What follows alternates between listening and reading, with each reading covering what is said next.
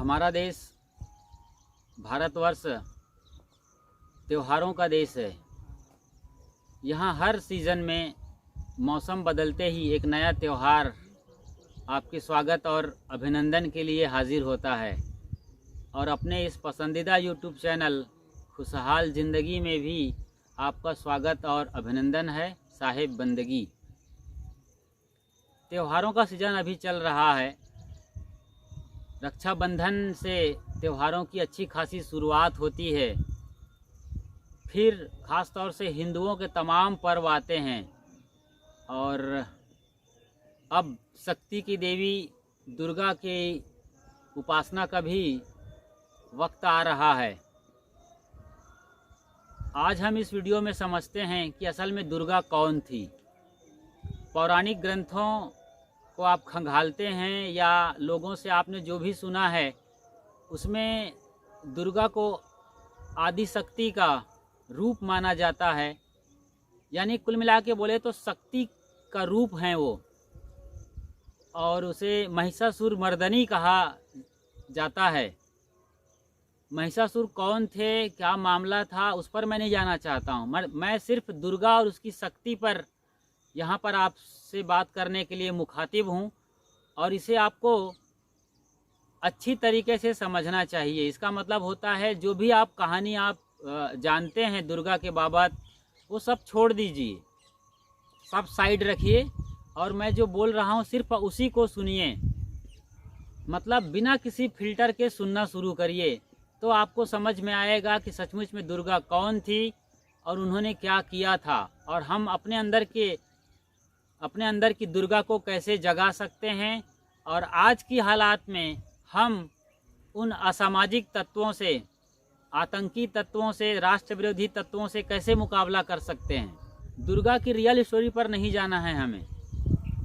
दुर्गा थी कि नहीं थी उस ऐतिहासिक प्रमाण के पीछे नहीं जाना है, बल्कि जब भी दुर्गा थी उनके ज़माने में जो भी असामाजिक तत्व रहे होंगे, क्योंकि ये हमेशा होता आया है। आप भी इसे आज भी महसूस कर सकते हैं।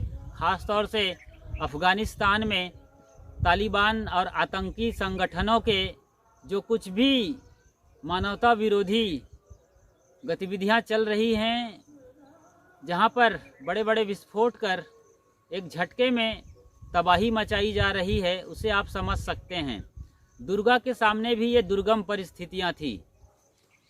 उस समय भी उस ज़माने के असामाजिक तत्व उनके लोगों को, उनके गांव और आसपास के इलाकों को हर तरह से नेस्त नाबूद करना चाहते थे। लूट पाट कर उनकी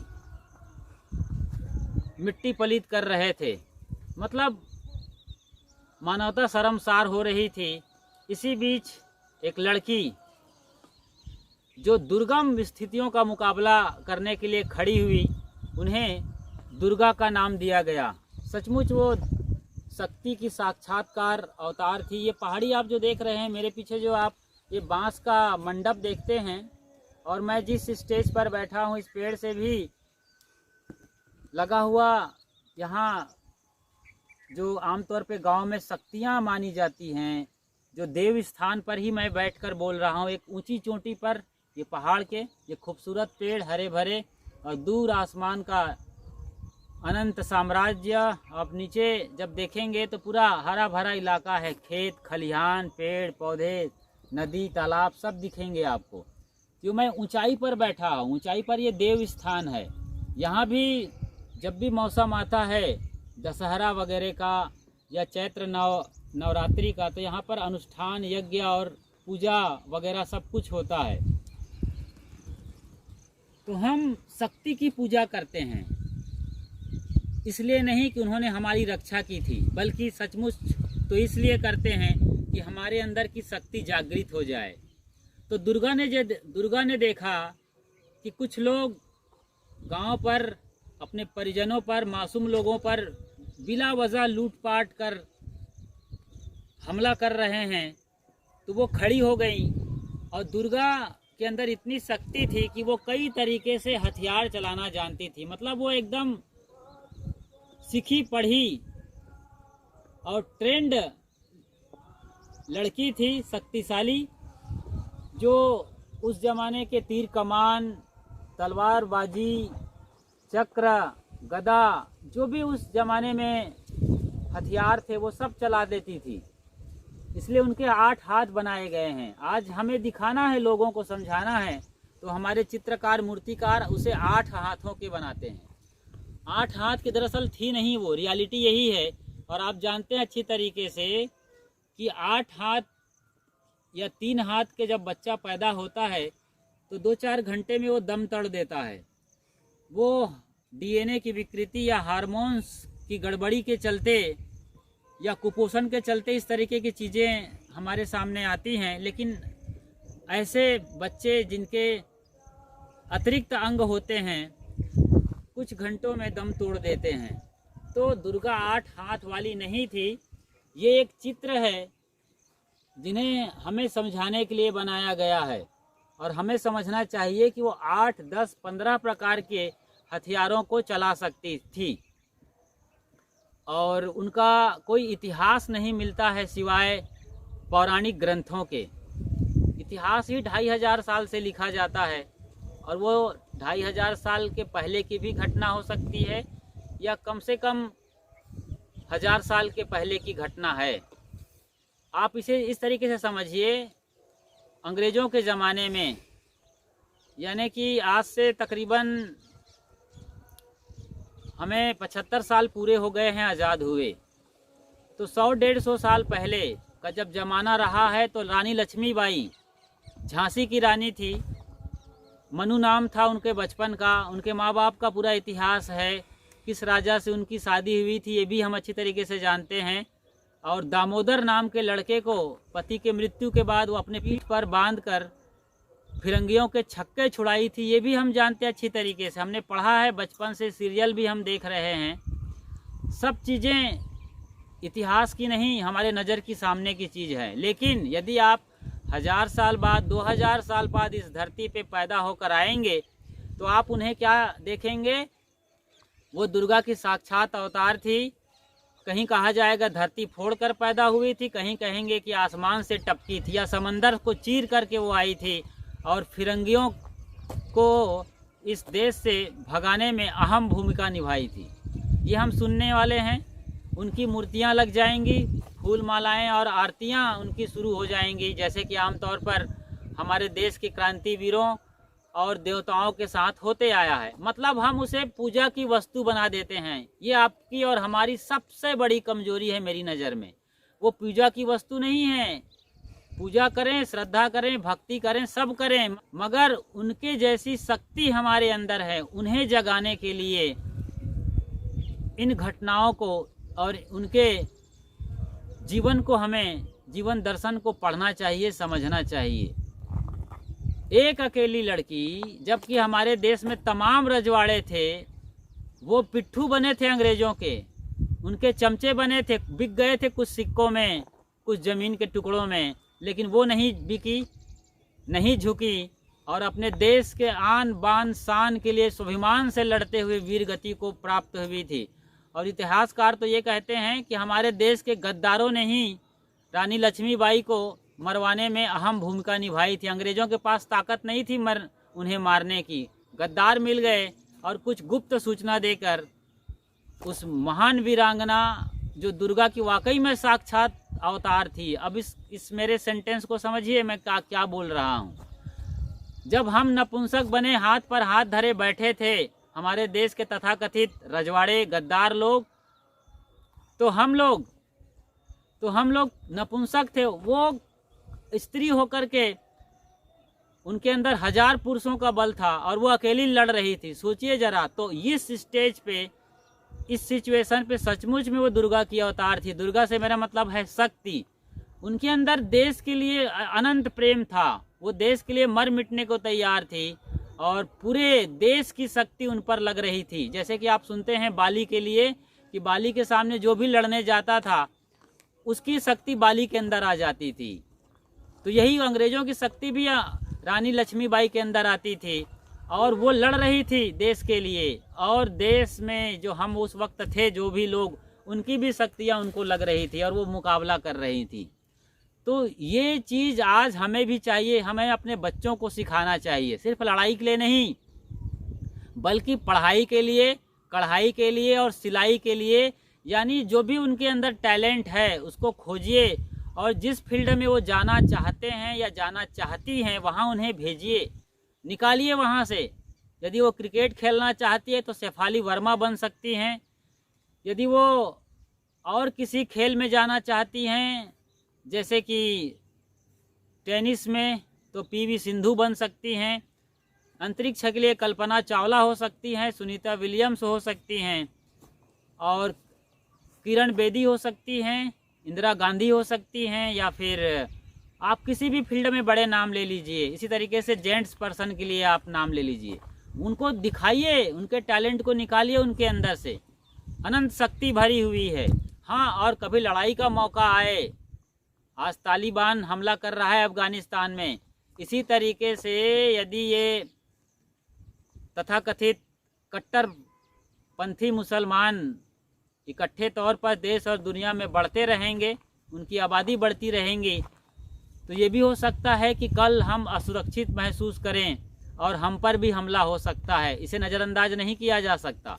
इसलिए आज ही हमें संभल कर खड़े होना है और अपने अंदर के दुर्गा, लक्ष्मीबाई और जितनी भी वीरांगनाएं हुई हैं, चाहे वो शहीद वीर नारायण हों छत्तीसगढ़ के या फिर बिरसा मुंडा हों यूपी और बिहार के इलाके में जिन्होंने लोहा लिया था आतताइयों से, या फिर मंगल पांडे हों जिसने बिगुल फूका था आज़ादी के आंदोलन का, फिर और भी क्रांतिकारी अशफाक उल्लाह खां, खुदीराम बोस और आपके महान चंद्रशेखर आज़ाद और भगत सिंह, वो हमारे भीतर मौजूद हैं। उस शक्ति को जगाना है।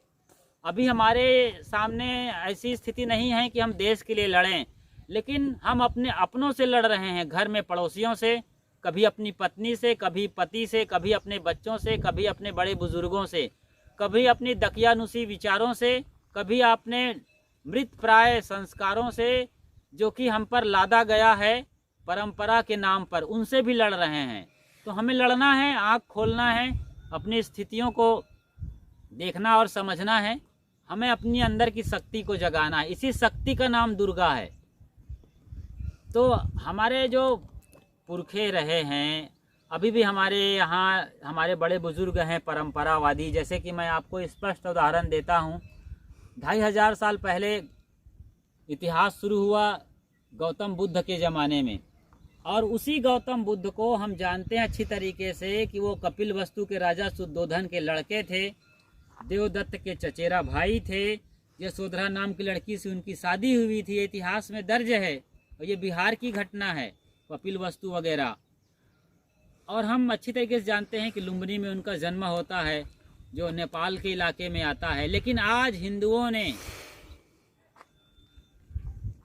उन्हें बाकायदा अपना 24वां अवतार घोषित कर दिया है।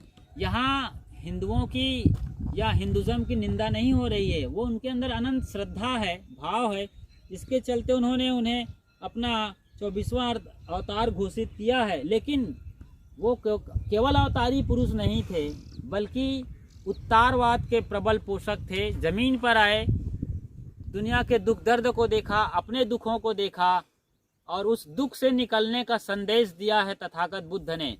हमारे पास दुख है, दुख के कारण है, दुख के निवारण के उपाय भी हैं, और उसके लिए हमें क्या करना है उन्होंने सब कुछ बताया है। और हम सिर्फ उसे अवतारी पुरुष बनाकर एक तस्वीर बनाकर या मंदिर में हम रख दें तो इतने से बात नहीं बनती है। तो आज हमने देखा इस वीडियो में, और आपने शानदार साथ निभाया, इसके लिए भी आपको बहुत बहुत शुक्रिया और साधुवाद। तो आज हमने देखा है इस वीडियो में कि अपनी शक्ति को जगाना है। वो शक्ति आपके अंदर दुर्गा रूप में, लक्ष्मीबाई के रूप में, अब्दुल कलाम राष्ट्रपति साहब के रूप में, क्रांतिवीर भगत सिंह के रूप में विराजमान है, पीवी सिंधु हैं, मीराबाई चानू हैं, और हर वो ओलंपियन, हर वो क्षेत्र के टॉपर जो अपने अपने फील्ड में देश का नाम रोशन कर रहे हैं, आपके अंदर हैं। क्या इस पूरे देश में जहाँ पर 1 अरब और 31 करोड़ या 40-50 करोड़ की आबादी है, क्या वहाँ अकेला एक नीरज चोपड़ा नाम का आदमी है? एक जवान है जो अकेला गोल्ड मेडल ला सकता है, क्यों हम नपुंसक बने हैं? सिर्फ इसीलिए कि अपनी शक्ति को नहीं जानते। तो पेरिस ओलंपिक के लिए तैयार हो जाएं, जहां पर दर्जनों गोल्ड मेडल आना चाहिए। अपनी शक्ति को जगाएं, मैं यही कह रहा हूं। केवल लड़ने के लिए, गोल्ड मेडल लाने के लिए नहीं, बल्कि अपनी ज़िंदगी को खुशियों से भरने के लिए, शांति के साथ जी सकें, अपने जीवन को समझ सकें, इस जगत के सत्य को समझ सकें। इसके लिए आपको अपने जीवन के अंदर, अपने अंदर जो सोई हुई शक्ति है, इसको जगाना चाहिए। यही काम हमारे सद्गुरु संत किए हैं, चाहे वो बुद्ध, महावीर, कबीर हों या नानक, पलटू और घिसा लाल गुलाल जगजीवन हो, मीराबाई हो, सहजोबाई, सब ने यही काम किया है। आपको भी करना है। आप केवल खिलौना नहीं है इस दुनिया में कि आप शादी किए और बच्चे आए और उनके नाती पोतों की शादी करते विदा हो गए। ये खिलौने वाला काम नहीं है साहब। अपनी शक्ति को जगाना है और अनंत ऊर्जा आपके अंदर है, उसे देश और दुनिया में बिखेरना है। तो आज आपने समझा है, हमारे जो देव स्थान हैं या जो हमारे देव हो चुके हैं, जैसे कि अभी सीजन चल रहा है, रक्षाबंधन के बाद हमने त्यौहार मनाया था कांवड़िया वाला, जो कि भोले भंडारी को समर्पित था। और उसके बाद उनके बेटे गणेश का सीजन आने वाला है। उसके बाद उनकी पत्नी का, देवी दुर्गा का, पार्वती का सीजन। ये सब हम त्यौहार करने वाले हैं, आरती पूजा करने वाले हैं। तो इन देवों के भीतर जो विराजमान शक्ति रही है, वो देव आप हैं। जब आपके अंदर शक्ति जागती है तो आप ही देवी हैं, आप ही देवा हैं। फिर आप मुकाबला करते हैं बाहर आक्रमणकारियों से और भीतर मन की कमजोरियों से। तो आपके अंदर की वो शक्ति जगे। इन्हीं शुभकामनाओं के साथ ये सूचना देते हुए कि आप हमारे चैनल पर बिल्कुल नए हैं, खुशहाल ज़िंदगी चैनल पर, तो आप फ़ौरन सब्सक्राइब कर लीजिए, नोटिफिकेशन की घंटी बजा दीजिए और बेल आइकन को प्रेस करते हुए ऑल को सेलेक्ट कर लीजिए, ताकि हर नई वीडियो अपलोड हो तो उसकी सूचना आपको फ़ौरन मिल जाए। बहुत बहुत आभार, अभिनंदन साहेब, बंदगी साहेब।